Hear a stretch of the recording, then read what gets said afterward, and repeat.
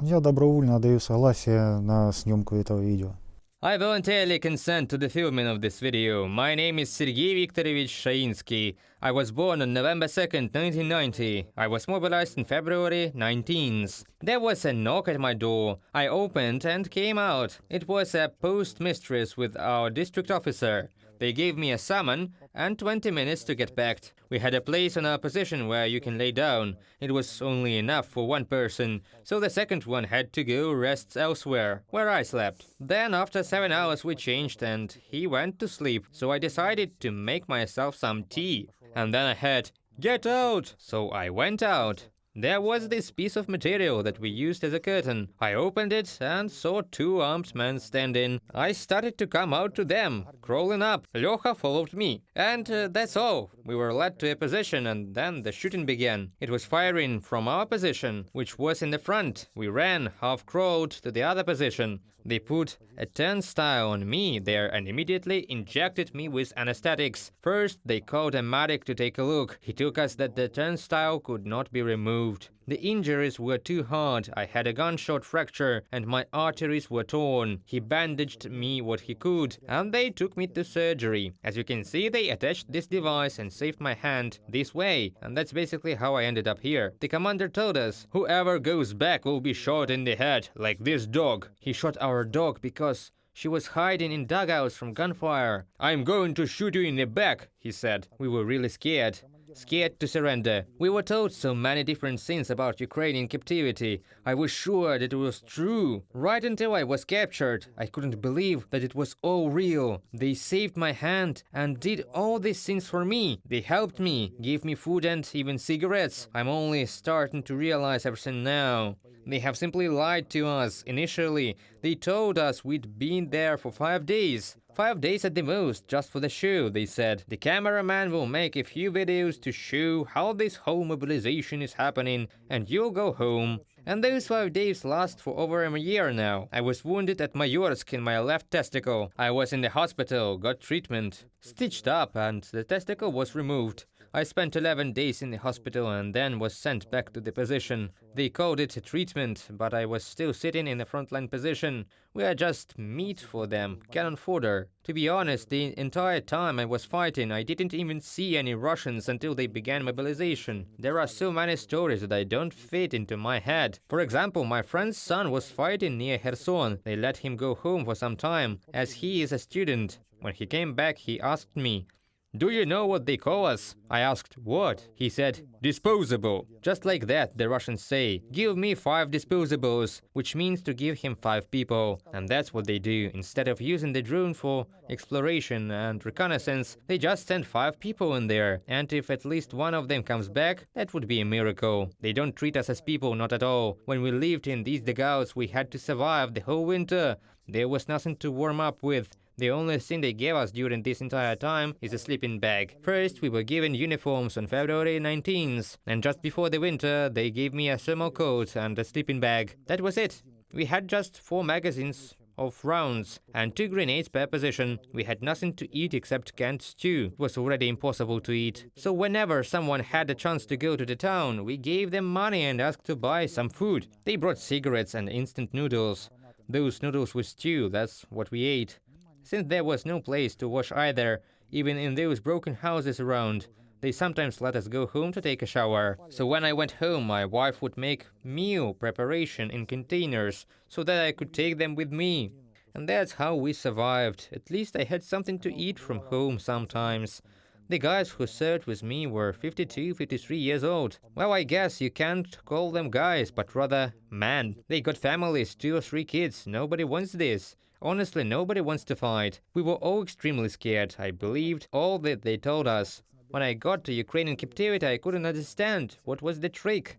I thought it cannot be as good as it is. That I could be provided with medical treatment, food, and even be given cigarettes. I thought something is wrong. I cannot tell you who captured me, what kind of battalion it was, but there were so many terrible rumors about them among our soldiers. When I realized that they got me, I was sure I would be tortured and won't survive. But they didn't, and didn't do any harm to me. It turned out that those people have done more good for me that my own army and commanders, I'm sure that if I would get such a wound in the Russian military, they would not save my hand. They would just cut it out, and that's it. But they spent 4 days looking for a way how to help me, and they did it. The British even got me this device. Thanks to the British, they came to me, we filmed it. I am still in shock at how much we just believe all this propaganda. I am the one who believed it so much right until I got here and saw the real attitude towards me.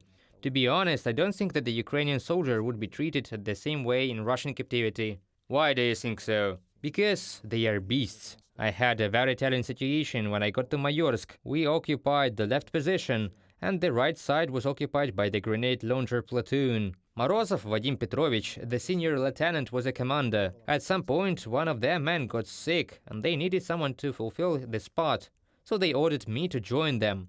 One day I was calling my mom since we were allowed to go home sometimes. It was right in front of the commanders, and they could hear my conversation. So I talked to my mom, and she told that my sister, who lives in Kiev, has big problems.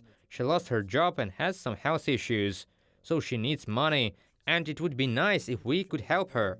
I told mom that as soon as I get the money, I will send her, so she can send it to my sister. And this commander heard it and started asking what happened. I told him that my sister, who lives in Kiev, is ill and has problems. He asked me how I communicate with her if she is in Kiev.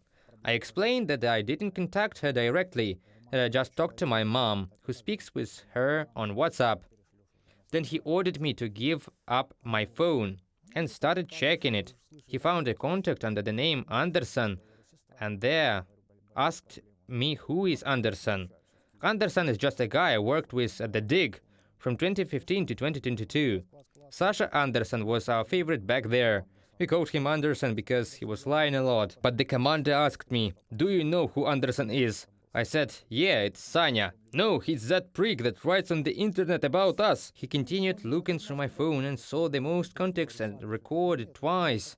So he asked why was that. I explained that it was because I used a different smartphone back home, but decided to take an old one with me to the front line. And when I transferred my contacts from one phone to another, some of them were saved twice.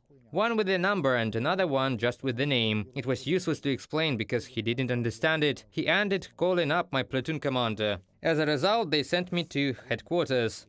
Well, our former headquarters. We don't have it now, it's moved elsewhere. It was the police department, they call it LOM. It was 9 of us there. I got tortured, interrogated and beaten up. They were trying to figure out where I got that number from and who was Anderson. I kept explaining the same thing about the guy from work and transferring contacts from one phone to another. Later they found some old games on my phone, and in the search section of this game they found something. Then they told me I was a fire character because there was the place where a shelling happened recently. They bullied me for a week, didn't prove anything in the end, and took me back to the Mayorsk, to my position. I'm just saying that they treated me much worse than you do here. You can't even compare it. If I was treated like that, I'm afraid to imagine what would they treat Ukrainians like. This is crazy. You told us about the disposals before. Why do you think they call you like this? Because we're meat for them, cannon fodder. They don't treat us as humans, they simply don't care. Just look at the conditions that we had to live in. My cat lives better, my dog lives better than this. Whenever I came home, I looked at my cat, and I was jealous of his life. My wife feeds him, he's warm. And we don't have anything to eat or drink sometimes, and have to be in one cold place all the time. We had to take 5-liter bottles with us to the position so that we at least have something to drink. But that's not enough, and nobody cares. What about people who really don't want to mobilize? What should they do? Escape, run away from the country, leave and hide. They have to hide and disappear, sometimes in basements maybe, by all possible means. Find ways to go abroad illegally, because there is no way they will let you through illegally. Because there is a military stamp on your passport. They will put you in jail and you will be doomed. Hide, run away, just don't go there by any means possible. Now it seems like there is not so much mobilization going on in Russia. There is just no one to mobilize anymore. Rumors are going around that there were less than 80 men left in our battalion before they started bringing new people. There are only 4 people left in the platoon, and the 5th is the platoon leader. Our commander has never been to any of our positions. He has no idea where they are. They are sitting in houses, hiding, waiting for their salary, throwing us on the fight like cannon fodder. They don't fight, just throw people like this. Reservists on battles, like meat. My message is don't go to this war. I want to tell my daughter and wife that I love them very much, and I want to emphasize that there are no terrorists or Nazis here. It's just all some made-up bye-bye fairy tale. I realized that. I had to run away back then, at the very beginning, but I could find a way. I guess I just didn't look hard enough.